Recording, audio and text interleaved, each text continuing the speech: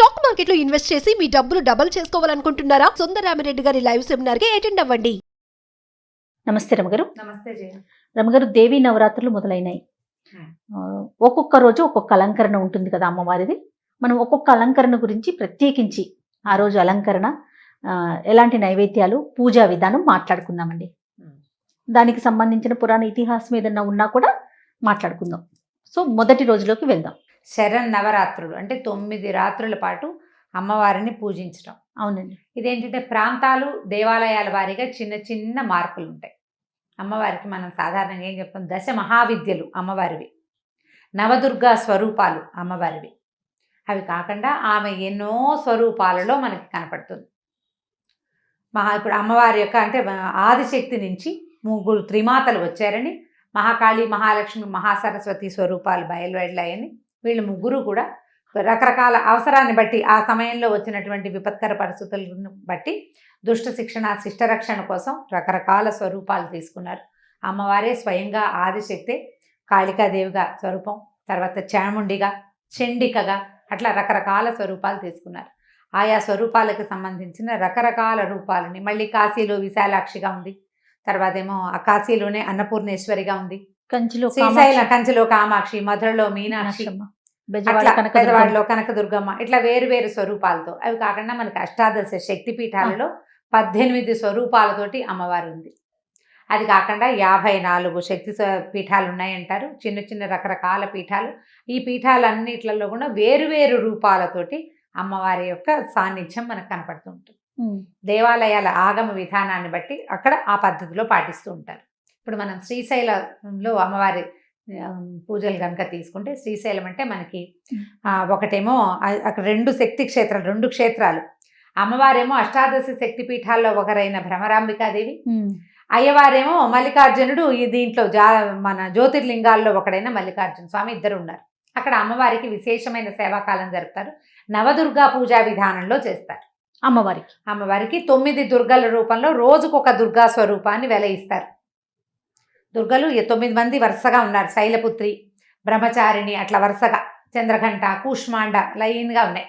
అట్లా 6 వరుస ప్రకారం అమ్మవారికి మొట్టమొదటి రోజున శైలపుత్రి అవతారం వేస్తారు. అక్కడ పద్ధతి అది. ఈ శైలపుత్రి అమ్మవారి ఎక్కడి నుంచి వచ్చారు? ఈవిడ సతీదేవి, పరమేశ్వరుని భార్య, దక్షిణ కుమార్తె అయినటువంటి సతీదేవి. ఆమె యోగాగ్నిలో తన శరీరాన్ని విడిచేసిన తర్వాత కాలంలో తారకాసుర సంహారం అని ఒక రాక్షసుడు వచ్చాడు, తారకాసురుడని. అతన్ని సంహరించడం కోసం శివపార్వతులు, అంటే శివుని యొక్క సంతానమే తారకాసురుడిని సంహరించగలదని ఒక ప్రథ వచ్చింది బయట. అతను అట్లాంటి వరాన్ని పొందాడు. పరమేశ్వరునికి సంతానం ఎట్లా కలుగుతుంది? సతీదేవి లేదు, ఆయన విరాగిగా ఉన్నాడు. కాబట్టి ఆదిశక్తి ఈ సతీదేవి యొక్క అంశని హిమవత్ పర్వతానికి పుత్రికగా జన్మింపజేసింది. అప్పుడు ఆవిడ పార్వతీదేవిగా హిమవత్ పర్వతానికి పుట్టింది. ఆ శైలుని యొక్క కుమార్తె శైలపుత్రి. శైల అంటే కొండ, శైలము యొక్క కుమార్తె శైలపుత్రి. మొట్టమొదట హిమాలయాలకి అంటే హిమవత్ పర్వతానికి మేనక అనే భార్య ఉంది. ఆమె యొక్క గర్భాన సతీదేవి యొక్క అంశని జన్మింపజేశారు పరమేశ్వరుని వివాహం చేసుకోవటం కోసం. ఆ పరమేశ్వరుని కోసమే పుట్టినటువంటి తల్లి మొట్టమొదట ఈవిడే శైలపుత్రి. ఆమె యొక్క స్వరూపాన్ని ఇక్కడ ఇట్లా మన భ్రమరాంబాదేవి దేవాలయంలో, శ్రీశైలంలో శైలపుత్రి అవతారాన్ని వేస్తారనమాట. ఈవిడికి ప్రత్యేకంగా చక్కగా తెల్లని చీర అవి కడతారు. ఆ రోజు విశేషంగా ఏం చేస్తారు? నైవేద్యంగా కట్టె పొంగల్ని నివేదన చేస్తారు. అదే ఇప్పుడు మనం విజయవాడ కనకదుర్గాదేవిని తీసుకున్నాం అనుకో, కనకదుర్గాదేవిని మొట్టమొదటి రోజున స్వర్ణ కవచాలంకృత దుర్గాదేవిగా అలంకరిస్తారు. అవునండి. ఇది సాధారణంగా నియమం ఏంటంటే, బాలా త్రిపుర సుందరి మొదటి రోజు బాల కుమార్తె చిన్నపిల్ల కదా అవతరించాలి మొట్టమొదటి. ఇప్పుడు శైలపుత్రి చిన్నపిల్లే. నవదుర్గల్లో మొదట ఆవిడ శైలపుత్రిక, చిన్న పాప కిందే లెక్క. ఆవిడ కన్య, చిన్నపిల్ల. అష్టవర్షాత్ భవేత్ కన్య అంటారు, 8 ఏళ్ల పిల్లైనమాట. ఇక్కడ మాత్రం బాలా త్రిపుర సుందరి దేవిగా అలంకరించవలసిన అమ్మవారిని ఈ మొదటి రోజున ఇక్కడ స్వర్ణ కవచంతో అలంకరించి అమ్మవారి యొక్క మహిమాన్విత శక్తి స్వరూపాన్ని చూపిస్తారు. కవచం ఎప్పుడు ధరిస్తారు? యుద్ధానికి వెళ్ళేటప్పుడు. అవును, అంతే కదా. స్వర్ణ కవచం అంటే ఇది బంగారు కవచం ధరించి అమ్మవారు అన్ని సర్వశక్తి సమన్వితంగా ఉన్న ప్రచండ రూపాన్నే చూపిస్తారు. అయితే మనకి కనకదుర్గమ్మ ఏంటంటే ఆవిడ ప్రచండ రూపిగా కనపడదు. ఒక చిన్న మొలక నవ్వు చిన్న ఉంటుంది ముఖంలో, చిన్న నవ్వు. ఇవి ఏ సమయంలో చూడు, నువ్వు ఎన్నిసార్లు వెళ్ళు అదే నవ్వు. భయం గొల్పే అమ్మవారు కాదు, దుర్గా అంటే భయపెట్టేది. కానీ ఆ దుర్గలో ఒక నవ్వు కనపడుతుంది అనమాట. నీకోసమే నేను ఈ రూపాన్ని ధరించాననే అభయం ఇస్తున్న లాంటి నవ్వు. ఆమెకి ఈ స్వర్ణ కవచాన్ని ధరింపచేస్తారు. స్వర్ణ కవచాలంకృత దుర్గనే తొలి వేషంగా, తొలి అవతారంగా ఈ రోజున మొట్టమొదటి ఆ స్వరూపంలో చూపిస్తారనమాట.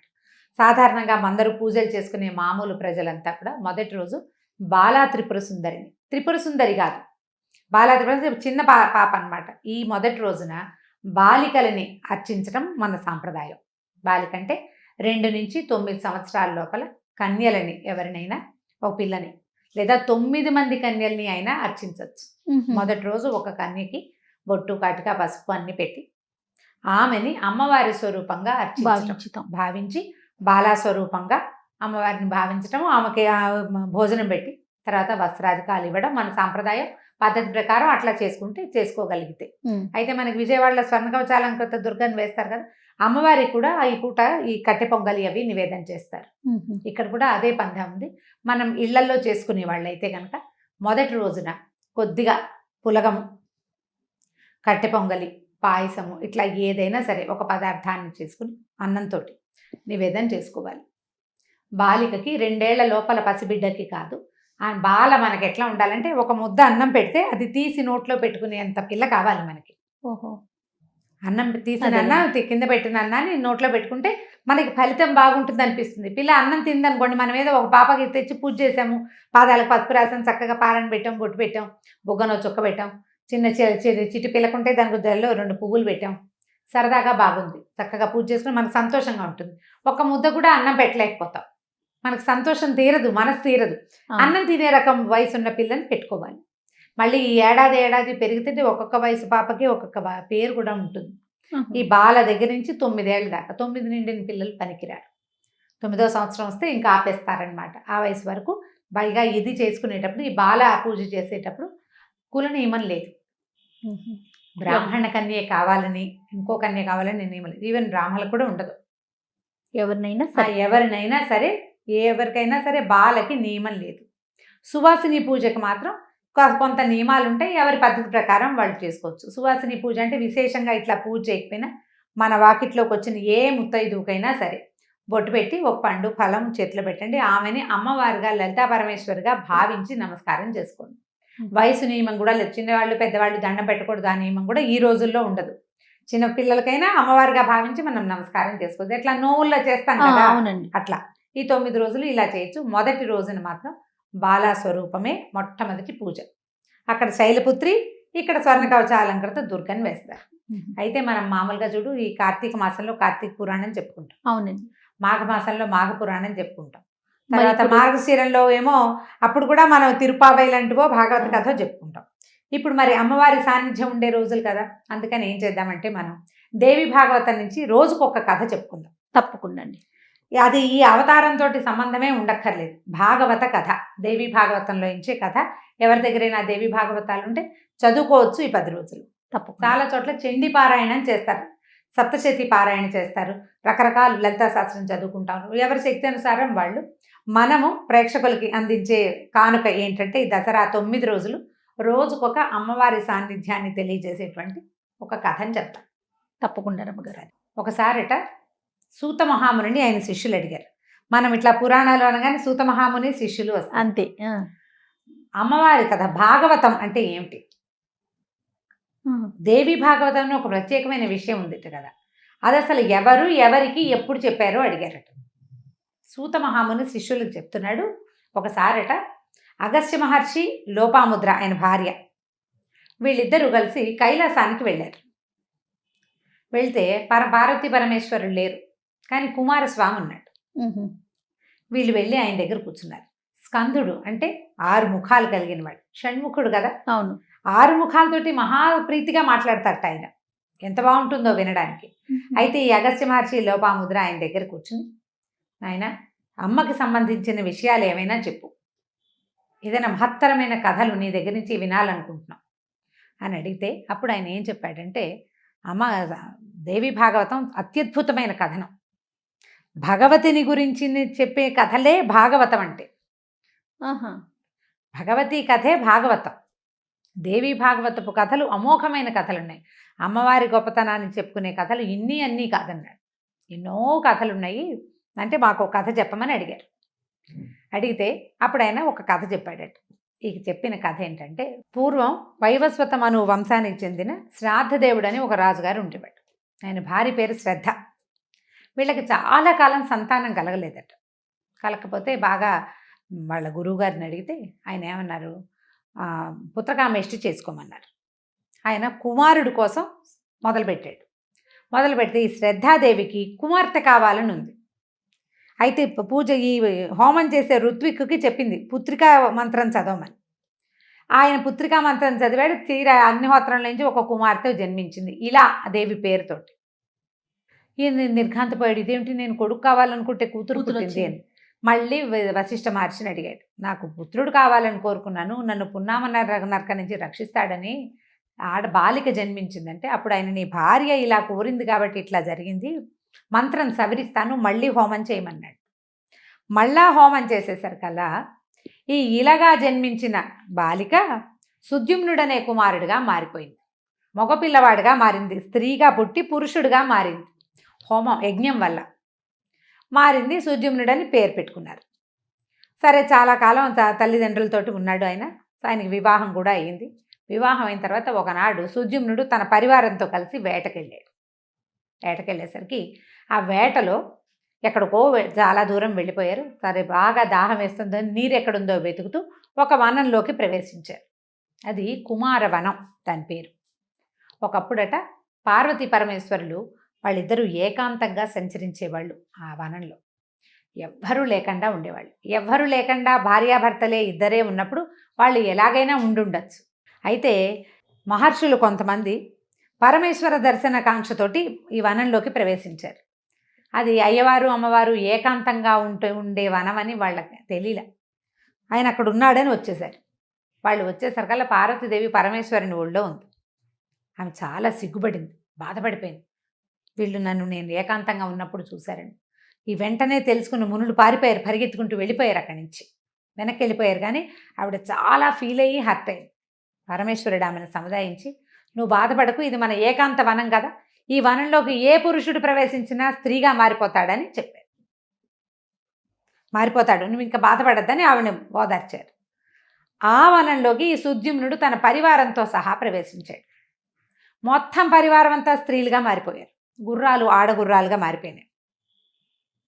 ఏం చేస్తారు, వాళ్ళు ఏమీ చేయలేపారు. పరివారం అంతా అడవుల్లో పడి తిరుగుతూ అలాగే తిరుగుతూ ఉండేవారు. అయితే ఈ సుద్యుమ్నుడు మొదట పుట్టక ఏమిటి, ఇలాగా పుట్టాడు. ఈయన ఇలాదేవిగా మారిపోయాడు. ఇంకా అక్కడే పడి తిరుగుతూ ఉన్నాడు. ఈ అడవిలో బుధుడు, చంద్రుడికి తారకి జన్మించినటువంటి బుధుడు, ఆయన ఒక గ్రహంగా మారాడు తర్వాత కాలంలో. ఆయన ఇక్కడ తపస్సు చేసుకుంటున్నాడు. అప్పుడే వచ్చాడు తపస్సుకి. మహాసౌందర్యవంతుడు చంద్రుడే సౌందర్యవంతుడు. ఆయన కుమారుడు తారాదేవి గొప్ప చాలా సౌందర్యవతి.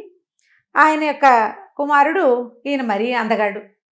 ఆ అందగాడు ఈయన ఈ ఇలాదేవిని చూసి మోహించాడు. ఆవిడ కూడా మరి ఆవిడకి ఇంక తెలిసిందేముంది, ఆయనతో పాటు గాంధర్వ ఇదని వివాహం చేసుకుని ఆయనతో ఉండిపోయింది. తర్వాత చాలా కాలానికి ఆమెకు పురూరవుడని కుమారుడు కలిగాడు. ఈ పురూరవుడు కలిగేసరికి ఏమైంది, కొంతకాలం ఉన్న తర్వాత బుధుడు భార్యని కుమారుడిని వదిలిపెట్టి వెళ్ళిపోయాడు. కొంతకాలం సంసారంలో ఉన్నాడు, తర్వాత తపస్సుకి వెళ్ళిపోయాడు. ఈవిడకి జ్ఞానం ఉంది కొంత. క్రమంగా ఆవిడకి బాధ రావటం మొదలెట్టింది. ఏమిటి నా జీవితం, నా రాజ్యం లేదు, ఏమీ లేదు, ఈ పిల్లాడేమిటి, ఈ జీవితం ఏంటి, ఆయన వెళ్ళిపోవటం ఏంటి, నేను ఇక్కడ ఉండటం ఏమిటి అని ఈ దుఃఖంతో ఈ పిల్లాడిని వెంబడి పెట్టుకుని వశిష్ఠ మహర్షి దగ్గరికి వెళ్ళి ఆయన పాతిలాడింది. నా పూర్వ రూపాన్ని నాకు ఇప్పించు, పురుష రూపాన్ని, ఏదైనా చెయ్యి నా కోసం అని. సరే, ఈయనేమనుకున్నాడంటే, పురూరవుడు చక్రవర్తి లక్షణాలు ఉన్నాయి కుమారుడికి.